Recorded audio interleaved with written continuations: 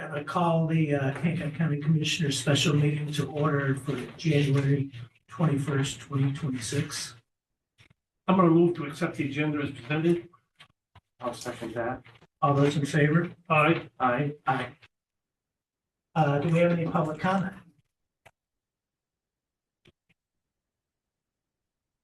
Right, I'm going to move to approve the January 6th, 2026 Commissioners' regular meeting as presented. I'll second that. all those in favor? Aye. Aye. Aye. All right, we have some employee recognition today for Lori Whitney. It deans for 5 years of service for the motion.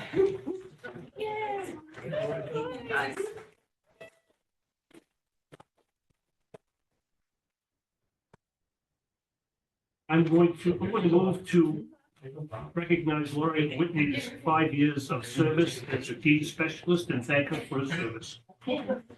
I'll second that. All those in favor? Aye. Aye. Yeah. I did.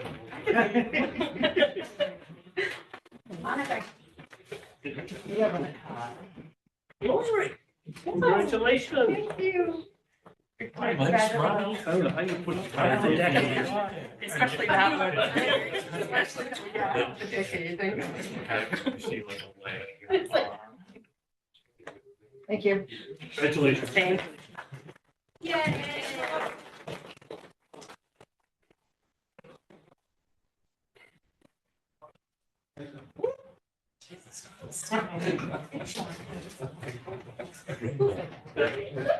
All right, so now we have our discussion with the Northeast Workforce Development. All right. Mr. Wayne?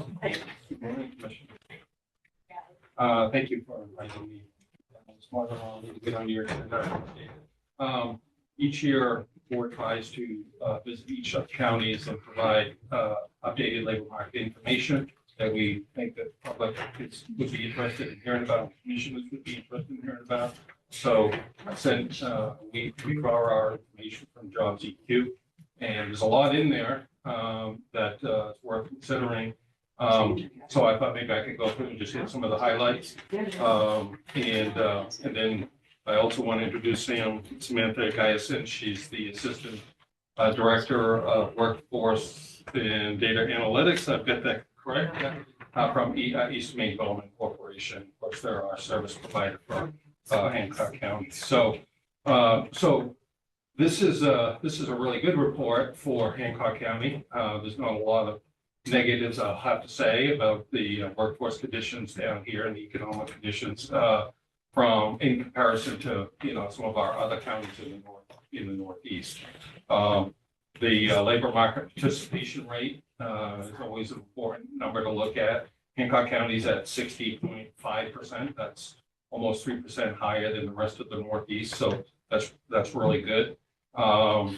We have just started tracking individuals who work from home, who work remotely, and we just started this year. Next year we'll kind of follow that trend, but we're seeing about 12.2% of individuals or workers in Hancock County working remotely. Another great statistic that I want to mention is that Hancock County, 37.4% of the workers have a BA or higher. So that's 8% higher than the Northeast. So that's a really good indicator. We also have, in terms of households that receive food stamps, that's 8.3%. So which is considerably lower than the Northeast. One county was 19%. So there are 26,399 workers in Hancock County. That's actually down about 0.9%.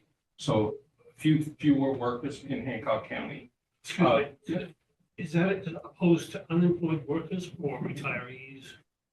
That's part of the total labor participation rate. So So half the county's working, the other half is either retired or unemployed. Or that's right. Yes. Yeah. what other categories? Unemployed, retired. Yeah. Unemployed, retired. There's also, of course, we have the whole in-school population as well. And then we also track veterans too. So as a subcategory of those who are employed. So the unemployment rate down here is 2.6%.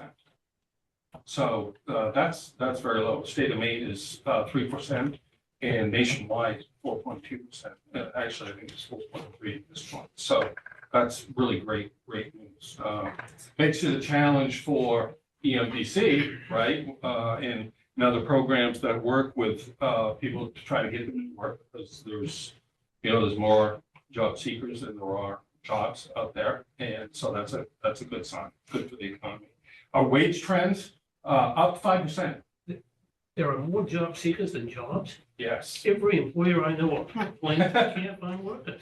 Yeah. Well, they're saying from what I attended we had a Mark McInerney come to one of our board meetings and present on the economic, and he suggested that there are about two job seekers to a job out there. So I don't know who you're talking to, but that's what they're telling me. So Well, it might be all these people with VAs out there trying to find jobs. could be, yeah. You know, electricians, plumbers, construction workers, right, those people cannot find work. Yeah, I mean, that's if a they're all- huge challenge.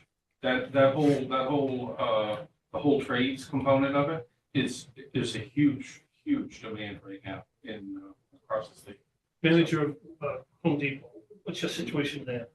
Are you able to fill everything? Or you got openings you can't fill? We usually have a spot too. It's just a spot or two. Yeah.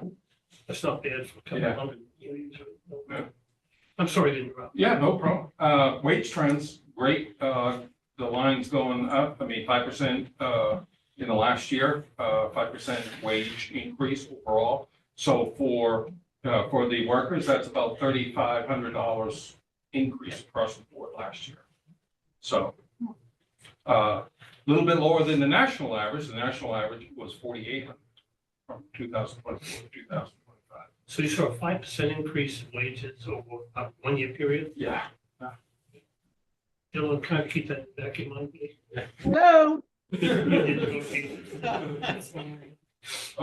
Cost of living down here is 5.8% higher than the U.S. average. So it's a little bit higher, but lower, but higher than some of our other counties. So like, Lustig and the cost of living is lower, it's higher than here, but earnings are higher than here as well. So industry snapshot, and this is really just concentration around workers.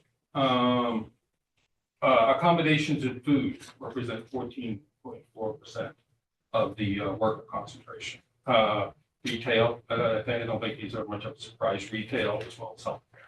So they're all, it's 14.4, 14.1, and then like 11 point something for healthcare, which is actually in some of the other counties, healthcare is actually number one.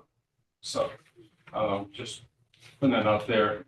Excuse me, what category is Jackson Lab in? So Jackson Lab, they would come under professional, scientific, and technical industries. So, which comes up in the next category around the gross domestic product. So for Hancock County, it's about $3.387 billion a year. And real estate and rental leases represent the highest GDP. And then we'll see here professional, scientific, and technology representing number two, which would obviously represent Jackson Lab. So, and then retail would be third. So those are, so that's just kind of a brief overview of some of the labor market information. We look at it every year because, in terms of how we utilize our workforce dollars, how we devote those funds towards training and education, all of that. Certainly, we want it to go toward those areas where it's the greatest need. So And I think we're hitting the mark in many respects. Sam can come up here and talk a little bit about some success stories, but, we spend a lot on CDLs to address, training, healthcare. Those are really two big areas that we spend a lot of training dollars on. Also I forwarded, any other questions around the economic report?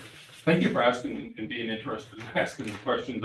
Every time I read through it, I look at all 5 of the counties, and I want to make sure when we come down, we are providing, data that would be interesting to the commissioners, but also the public.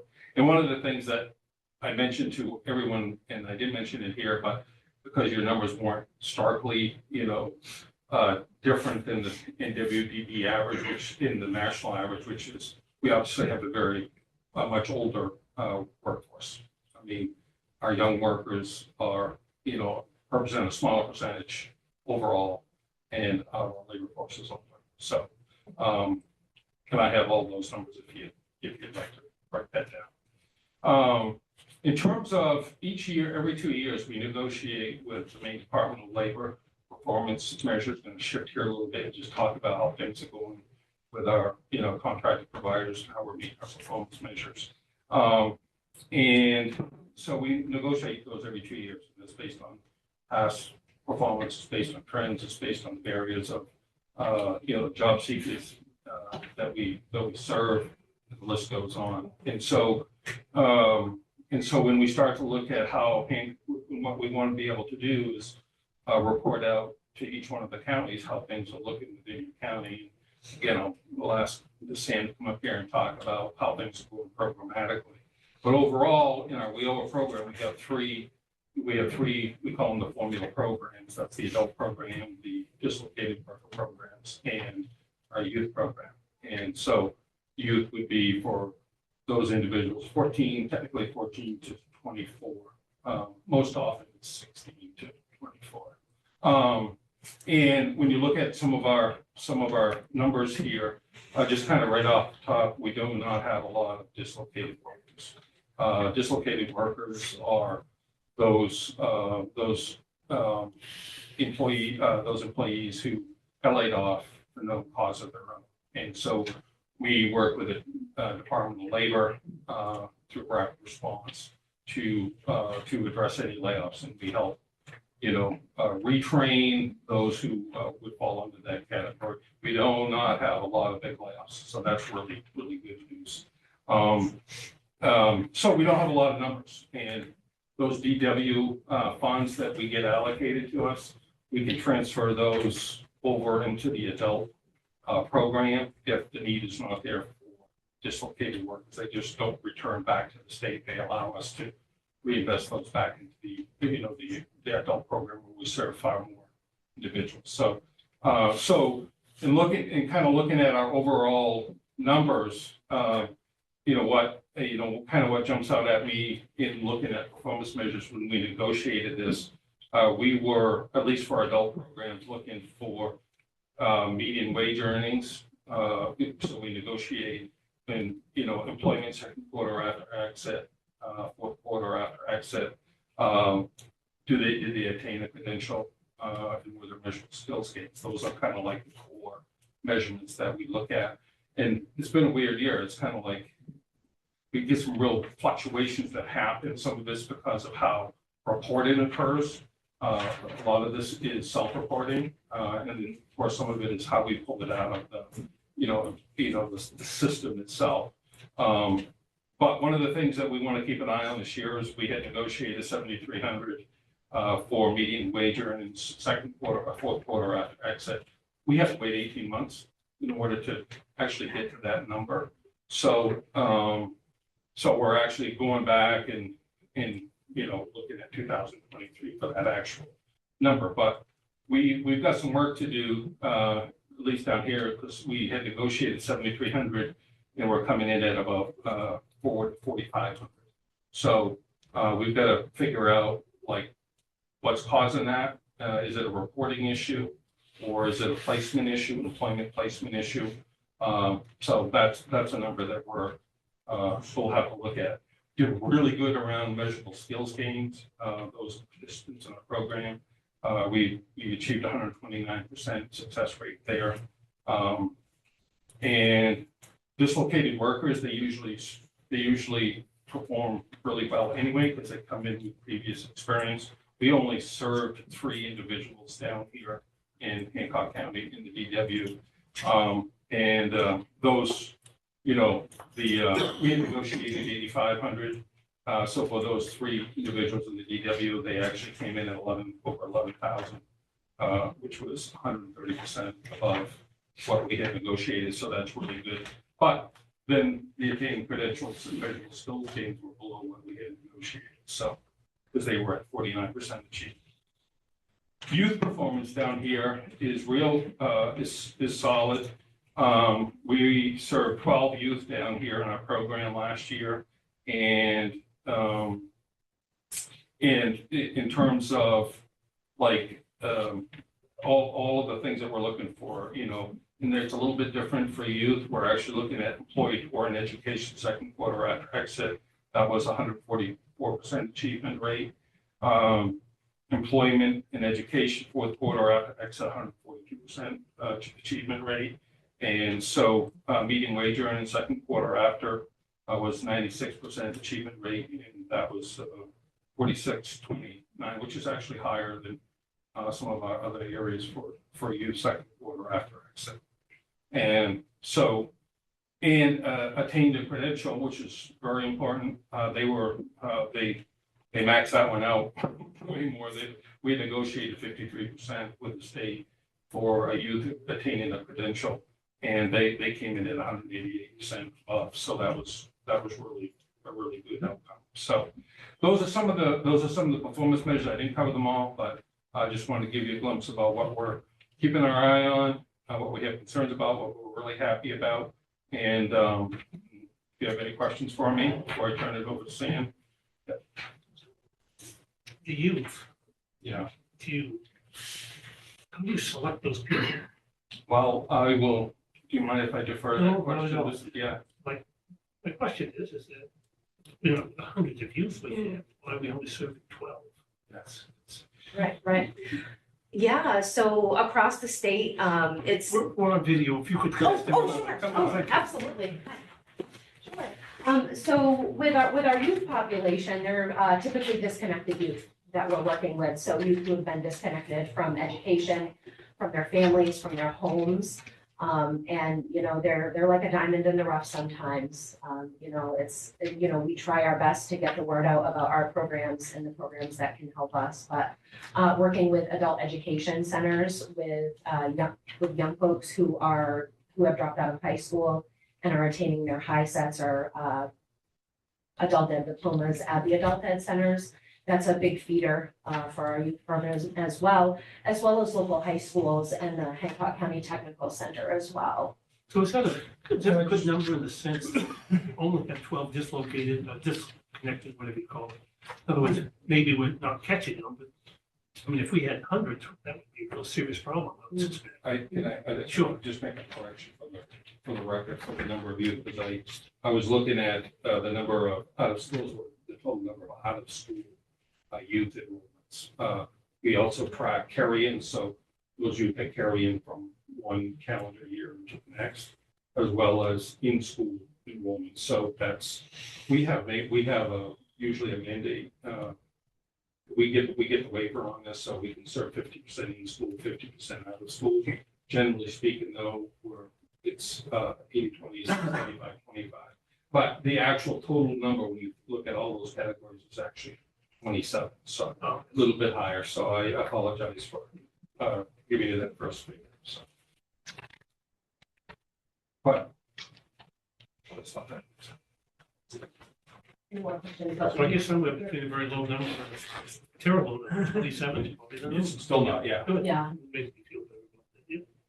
Great, excellent. Well, thank you for having me. We'd like to first acknowledge that the success of our participants in EMBC from Hancock County would not be possible without the support and investment of the county commissioners. That investment translates directly into measurable workforce outcomes like Galen was talking about. through EMDC partnerships, especially with our local adult ed centers, like I had mentioned. Healthcare represents 11.2% of employment in Hancock County, making it the county's third largest employment sector. Investing in training for this field is a strategic use of public resources as it responds to employer demand while strengthening long-term workforce stability. In the second quarter of program year 25, which just ended at the end of December, we partnered with RSU 24 and RSU 25 Adult Education to support a cohort of 4 students who completed training late December, and they earned their certifications as clinical medical assistants. This targeted investment resulted in industry recognized certifications that led to sustainable employment for them, strengthening the local healthcare workforce. The return on this investment is twofold. Residents increase their skills and earning potential, and the county benefits from qualified workforce supporting essential healthcare services. In addition to supporting individuals, we at EMDC play a critical role in assisting local employers and businesses with their hiring needs. Our staff regularly engage with healthcare providers, manufacturers, housing organizations, technology companies, and social service agencies throughout the county. We work closely with employers to connect them with qualified candidates who face barriers to employment, including limited work history, past legal involvement, recovery from substance use disorder, and long-term unemployment. I would love to share a success story that illustrates that long-term impact of WIOA programming on Hancock County residents. In November of 23, a single parent enrolled in our WIOA adult program with the goal of working with individuals in substance use disorder. At the time of enrollment, she faced multiple barriers to employment and required both financial assistance and supportive services to be able to succeed in her goals. Through WIOA funding, EMDC was able to provide her with critical supports, including childcare assistance, work-appropriate clothing, and we also assisted her with a local area worker fund stipend to help supplement some of the income. She was working part-time, single mom. So we were able to provide her with that while she attended the University of Maine at Augusta and Ellsworth full-time. With these supports in place, she maintained strong academic performance throughout the program. In December of 25, she graduated with a bachelor's degree in mental health and human services, along with a certification in substance abuse rehabilitation. She's now employed as a community coordinator at a well-established recovery-based organization where she supports individuals across the state in staying connected, supported, and successful. This outcome really reflects the return on investment of WIOA funding. Short-term supportive services enabled long-term workforce attachment, family stability, and meaningful employment in a field that directly benefits our communities here in Hancock County.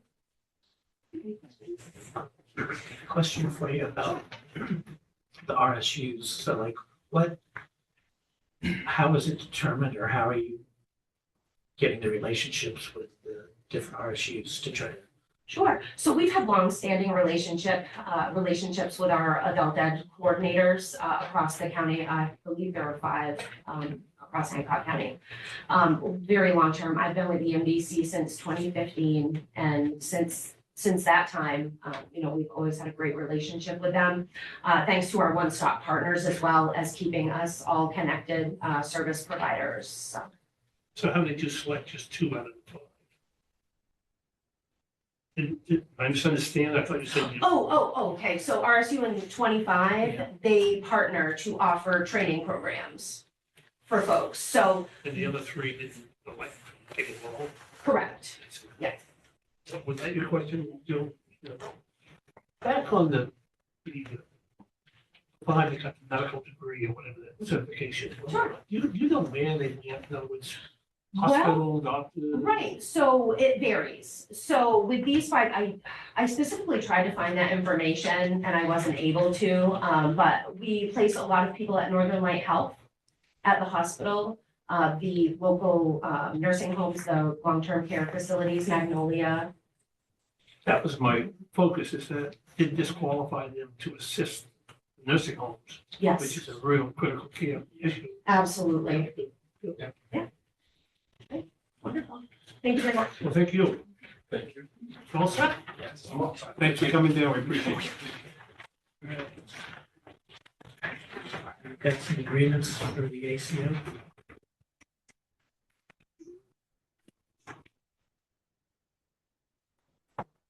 I'm going to move to approve the 2026 regional ACO agreement between the town of Lewisboro and Hancock County. I'll second that. All those in favor? Aye. Aye. Aye. I'm going to move to approve the 2026 regional ACO agreement between the town of Trenton and Hancock County. I'll second that. All those in favor? Aye. Aye. Aye.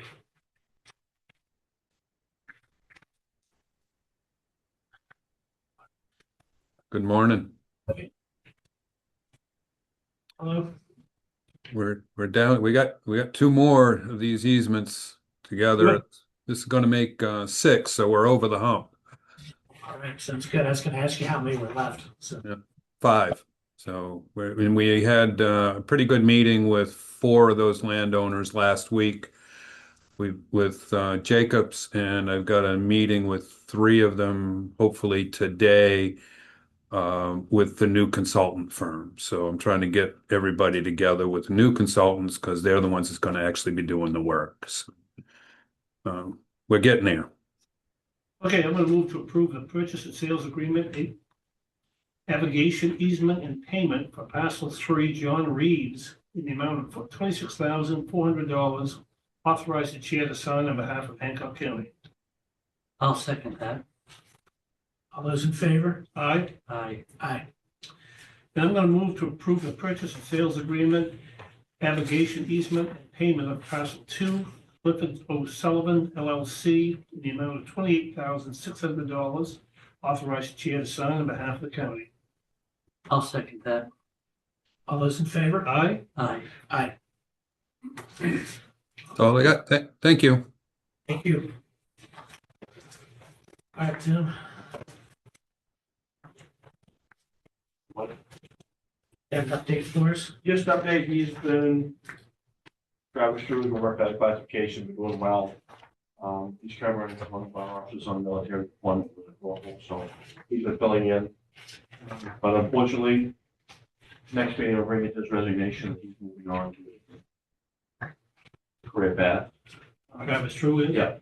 So, I'll be working on now, what the next person's gonna be. But with that said, it comes to be, I need to have an extension through, we're asking for the full 60-day extension in case he does not move on and hold his resignation to the last minute, hopefully change his mind and stay with us. So I'm going to move to approve extending Travis working out of classification for 60 days effective January 14th, 2026. I'll second that. All those in favor? Aye. Aye. Aye. Thank you. Thank you.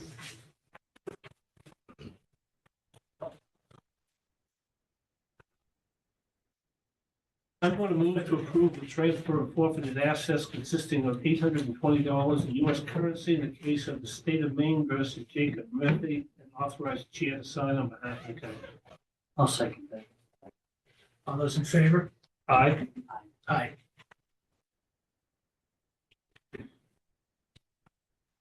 Next item, gentlemen, well, first of all, good morning, but the next item is, we had previously budgeted in this year's budget for 2026 to purchase AEDs for the deputies.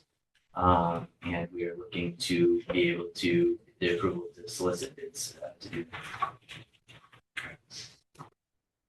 I'm going to move to approve the sheriff's office issuing a request for bids to purchase AEDs. I'll second that. All those in favor? Aye. Aye. Aye. Third item is the request of approval to transfer ownership of K9 Finn to Travis Frost, who is Finn's handler for over the past 9 years. So we'd like to remain that. Move to approve the transfer of ownership of K9 Finn from the Hancock County Sheriff's Office to Sergeant Travis Frost. I'll second that. All those in favor? Aye. Aye. Thank you, Jim. Is Travis going to stay on as K9 officer? Or is he? Do you mean As Is he gonna remain canine officer or is he going to? No. No, okay. We have several other individuals that have expressed interest. Thank you. Thanks. Minutes.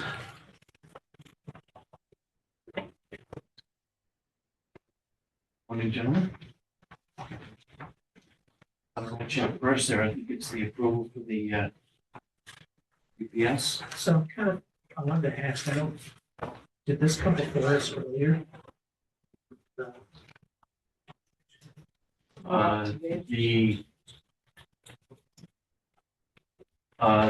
no. Pretty much either one of these. Yeah, no, these are both, I make the case for the sole source purchase, because not just because it's our contractor there, but also for warranty and other issues that may occur after the installation is done. And this is done as a part of our EOC, but do not qualify or meet the BABA requirements. That's why we're required to purchase them outside the contract. And the idea is that by doing so through this vendor, we insert it seamlessly into the process and not asking them to install someone else's equipment. So we're going to recognize this as sole source. That's my hope, yes.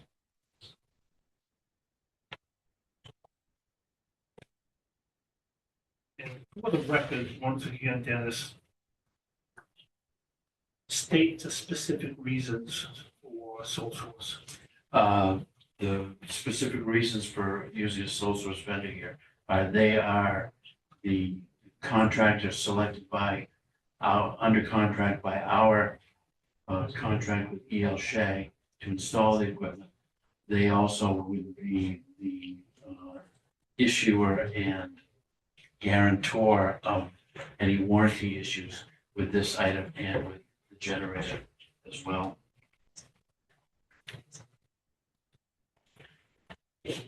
And where are we gonna pay for this? Well, that's the question. We've used community benefits in the past, but I'm not sure where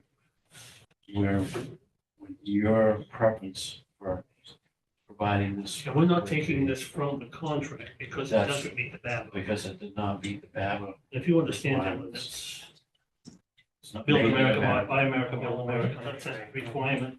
And that is, it's not only cost us more money, but it's cost us more time, which relates to money by the Sure, yeah. contractor because of time and effort it has to put into trying to find American To made comply. products.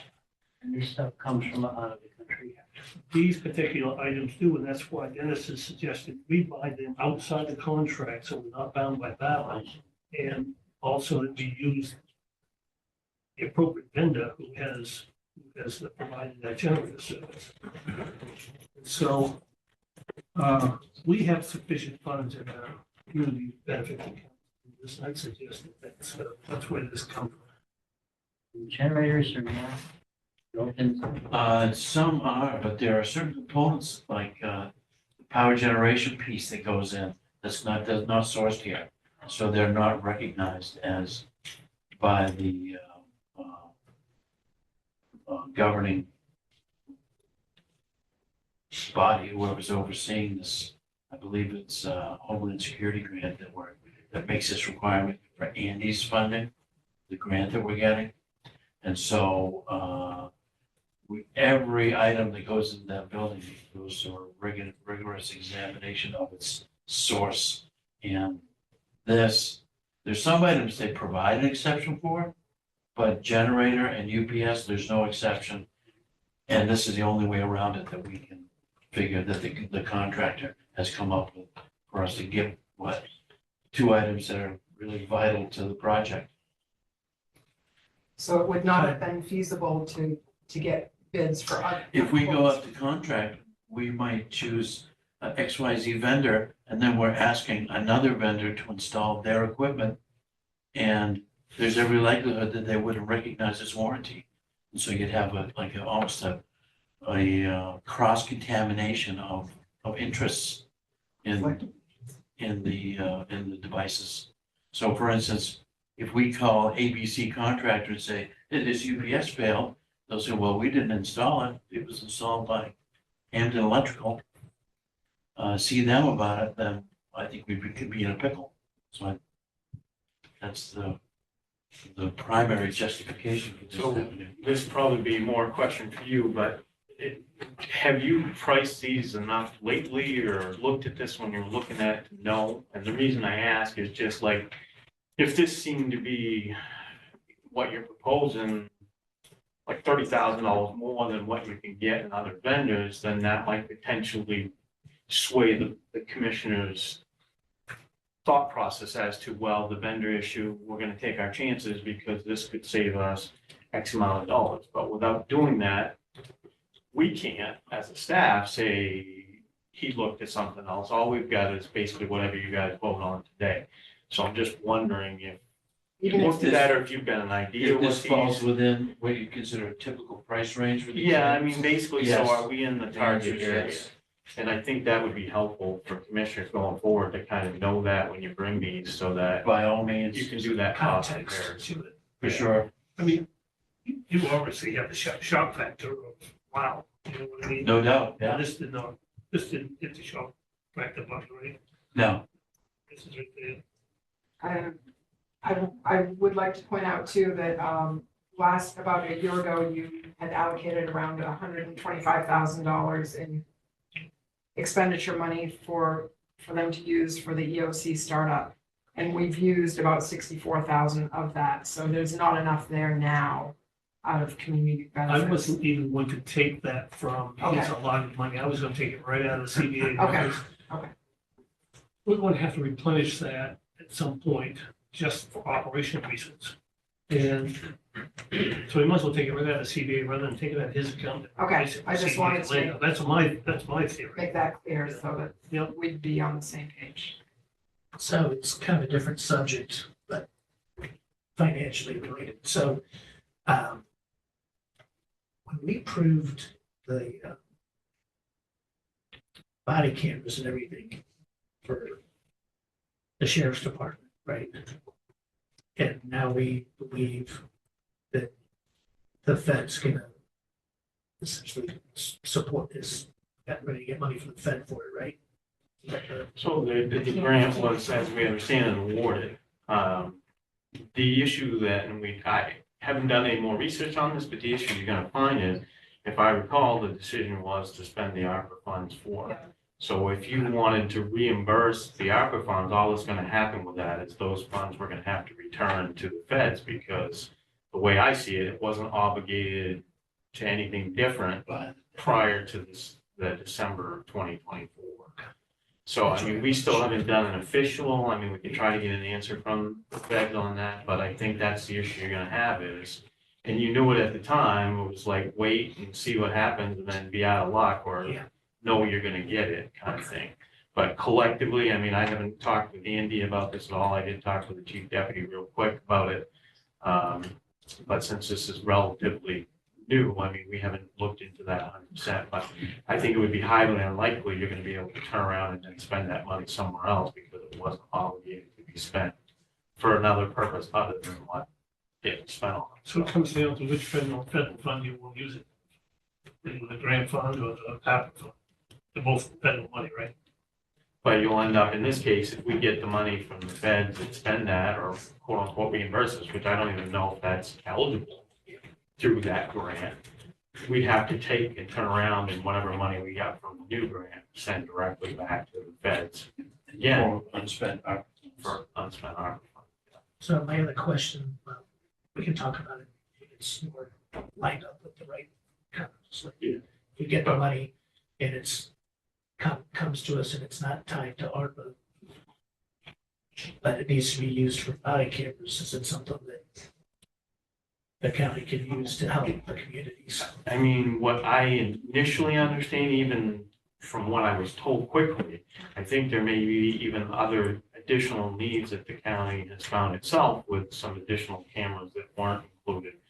But overall, I would assume yes, but since I have absolutely nothing to do with that particular, I mean, a lot of that is with the Division 7, I think it is.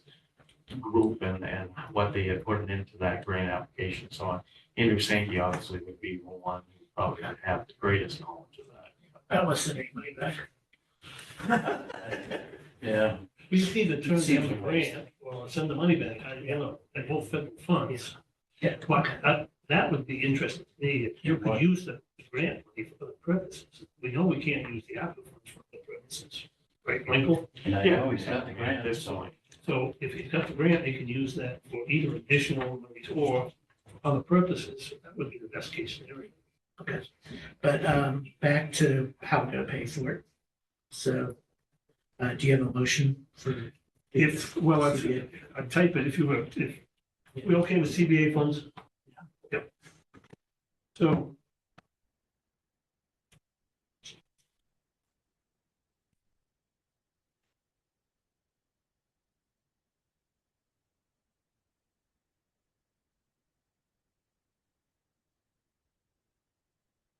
I'm gonna move to accept the Hamden Electrical quote as a sole source vendor for UPS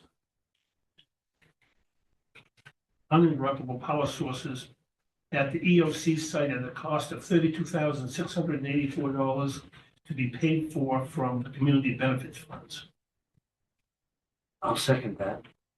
All those in favor? Aye. I, Aye.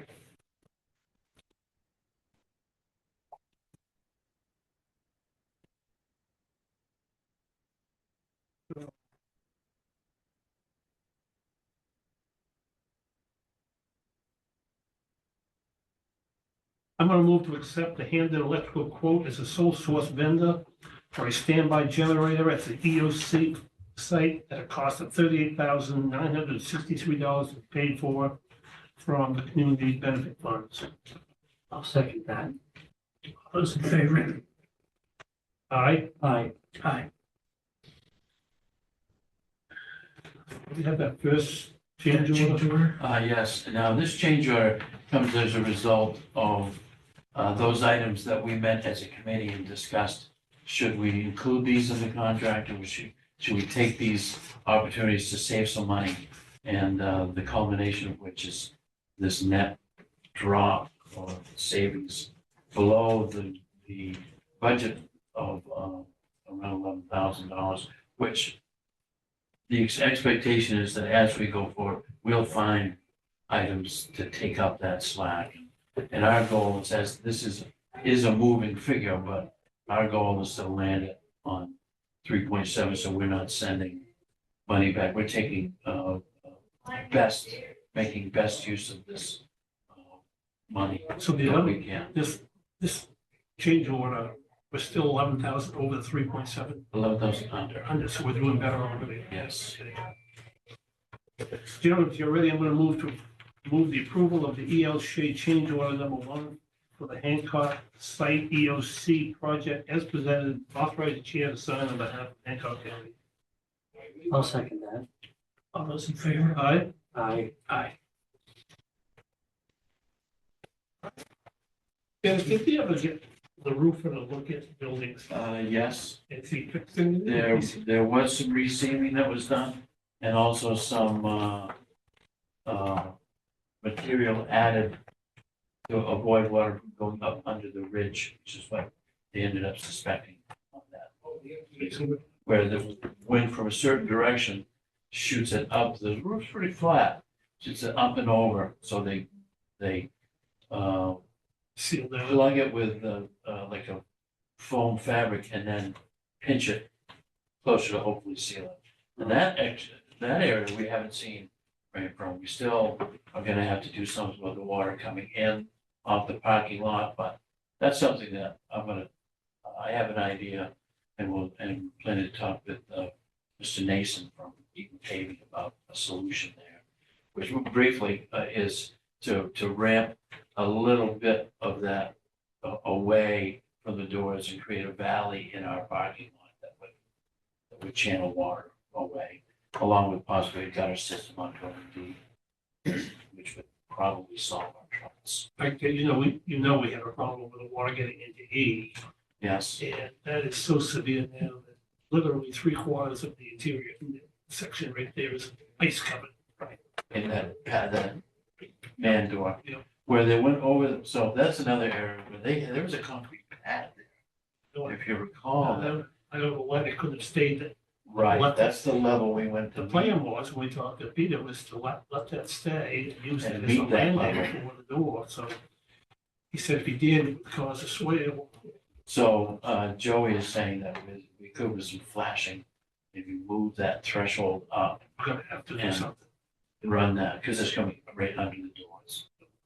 Okay, very good, thank you. Sure thing. Morning, Commissioners. All right, so first item, we had passed the cell phone reimbursement policy during our last meeting, but don't think we established who the improvement authority is going to be for that. So we have a couple different options. You can delegate that authority to myself, Michael, you feel should do that on a monthly basis, or you can bring these items. The department heads can put these items on the agenda when they feel like there's somebody in their section that's eligible for that. Before your time, your predecessor or whatnot brought us a policy.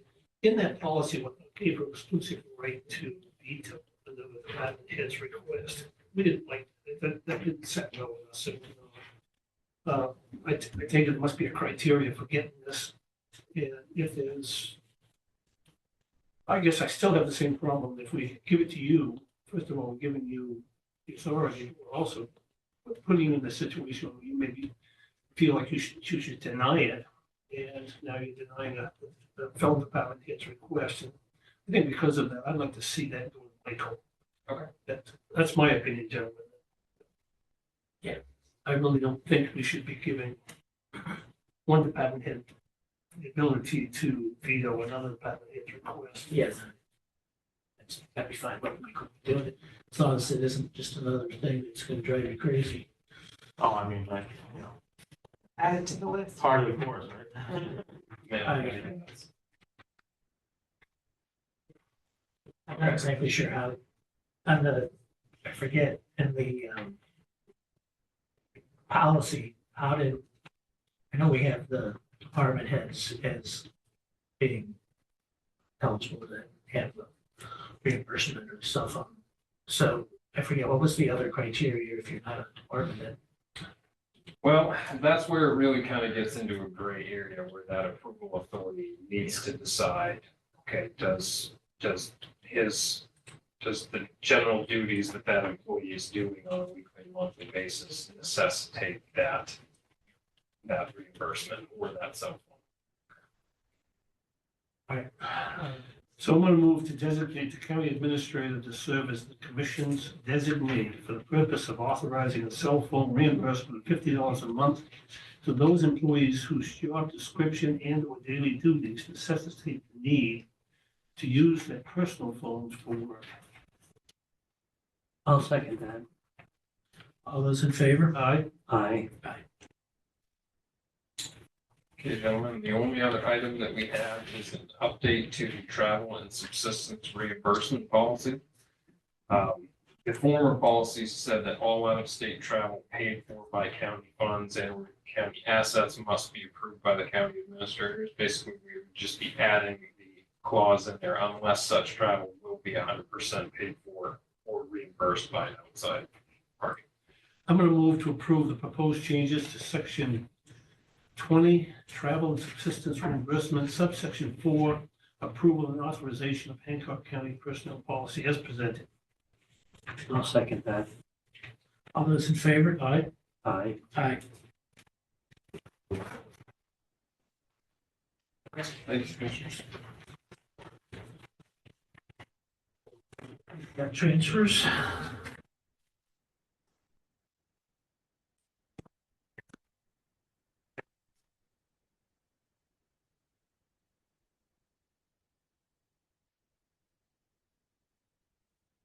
Mostly the regular departmental transfers of any unused budget balances in their, in the 70 series accounts in each department.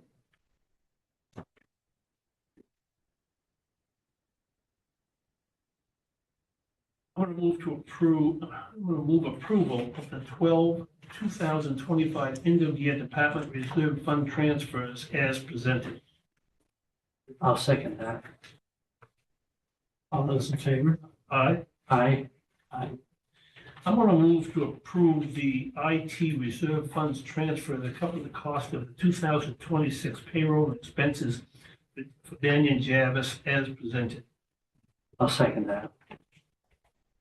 All those in favor? Aye. Aye. Thank you.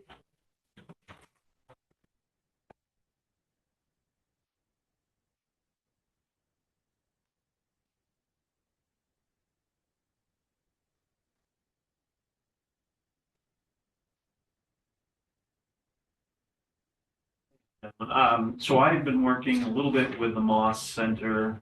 They're the kind of statewide agency that's assisting the state with the use of these funds. They serve as a resource.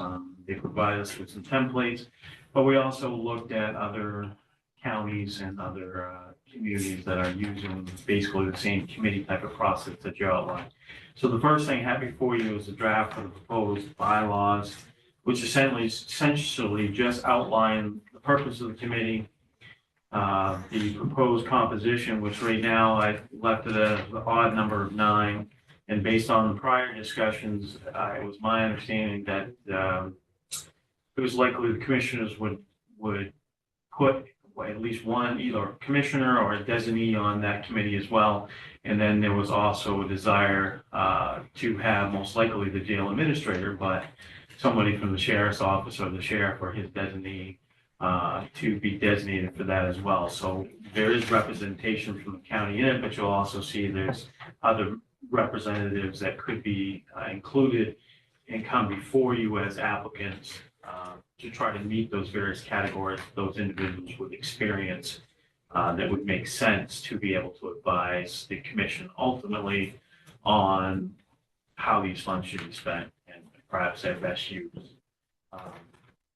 As indicated right after that, there's a flexibility statement in there that doesn't tie you in completely. So you may get certain applicants that have great resources, backgrounds, experience, and all that, but may not specifically fit into these categories, or maybe 2 fit into this category, but you don't have any other applicants out there. So, 2 with tremendous amount of experience is better than no. So that gives you a little bit of flexibility there anyway.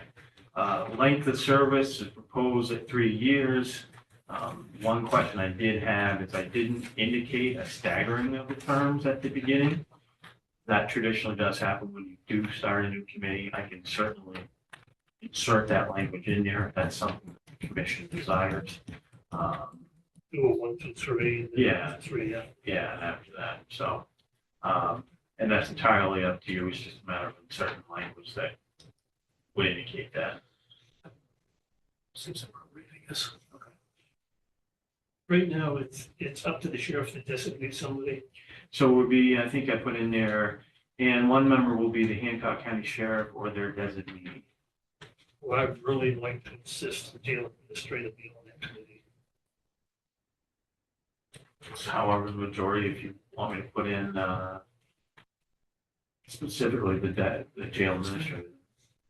Yeah, be jailers. You, You get it, jail administrator.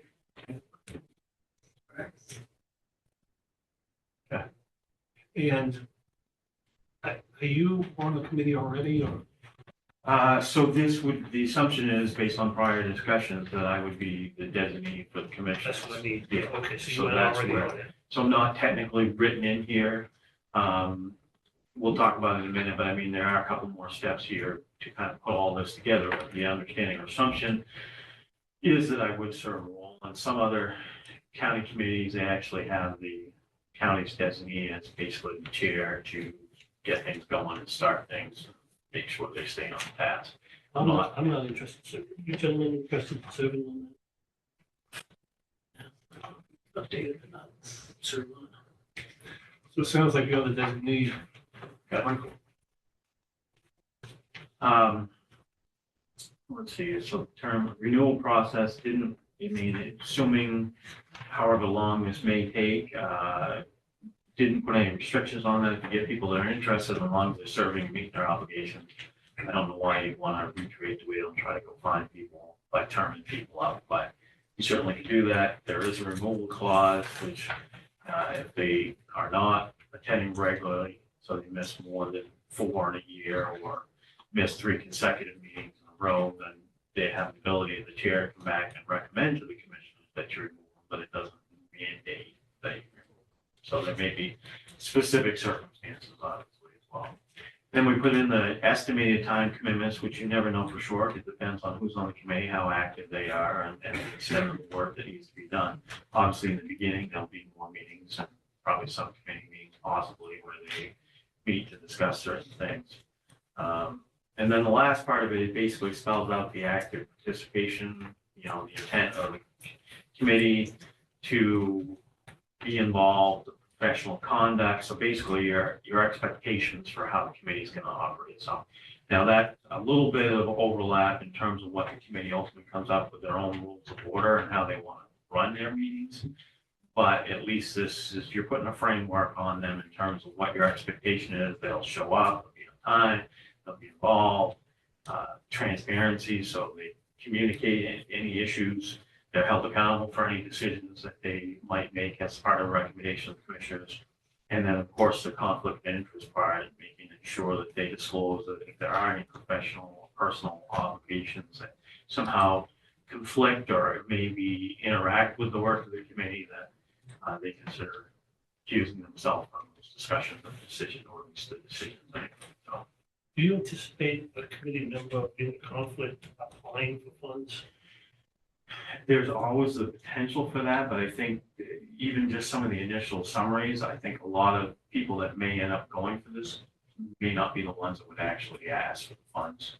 And I think, to say we wouldn't come back, I mean, that's certainly a question when the commissioners interview candidates, what you may ask them in terms of, the likelihood, but it does make it kind of clear that, if you are intending on doing that, then, you certainly need to remove yourself from those decisions involving anything, or shouldn't.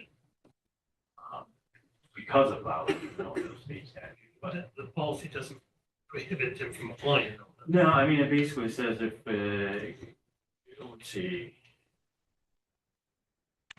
Committee members are expected to disclose any potential conflict of interest, whether personal, professional, or financial, may affect their impartiality.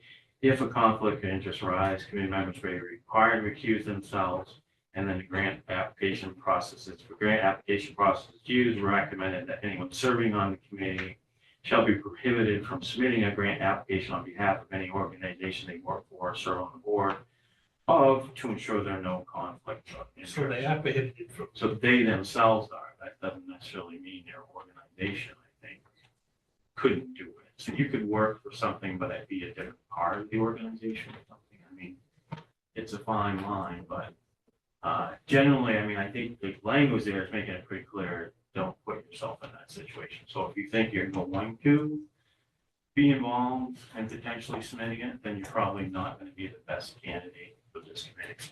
Don't you anticipate that would happen? Most of the people who are the most interested are the people who think they can benefit from this. I mean, there's always that argument, yes. So, and part of that again gets back to that reading out process. So once you get your applications, kind of looking at seeing who's there, what their qualifications are. I mean, there are some people that have been mentioned to me. I mean, I don't know them personally, but like our retired people that no longer work in the profession who have that experience, but certainly, aren't looking to do it on anybody's behalf. There's also if you look at some of the members, I mean, people that have experienced the disorder or have been displaced as a result of it. So there can be people that aren't necessarily working for companies or organizations that fit into some of those other categories as well. That really, it wouldn't be a conflict because they're not acting on anything that's going to benefit them. So, I mean, I think that's really the ultimate line you're trying to draw there, but. Sounds good. Do you anticipate rewriting these in a finished copy and bring them back to us? Or Yeah, do we approve that today? Or? I would say at this point, since you've got a couple changes, that we'll clean them up, and then I can also hopefully include a couple other things because there is like an application process, outline some other stuff, at least the framework. I want to make sure the commissioners on board with. I think you said really ultimately you want the committee, once they're chosen, to kind of decide all that, but at least you can see kind of how all the elements might tie in, at least at the beginning part of this. But ideally, yeah, if we could come back in a couple weeks and then start getting these advertised, so we can get the committee formed and active. But yeah, since there's been a couple changes, I think it's fair to bring that back to On you. the application as well. Yeah, yeah. Looks good.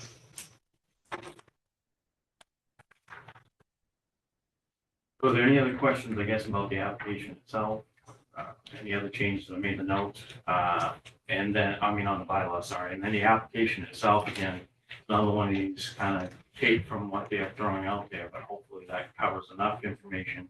But if there's more information you want collected, or something you want added or taken off, then certainly you can do that.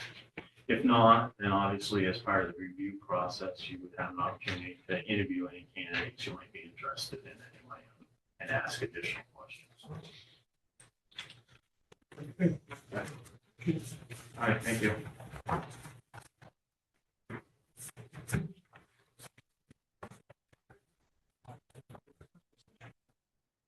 I want to take a break, but do you want to, when the executive session, you take a break or take a break? Okay. I'm going to move to go into executive session as permitted by MRSA Title 14, Section 405, subsection 6D to discuss union contract negotiations.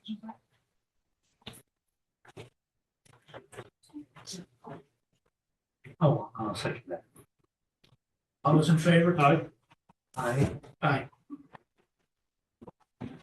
So June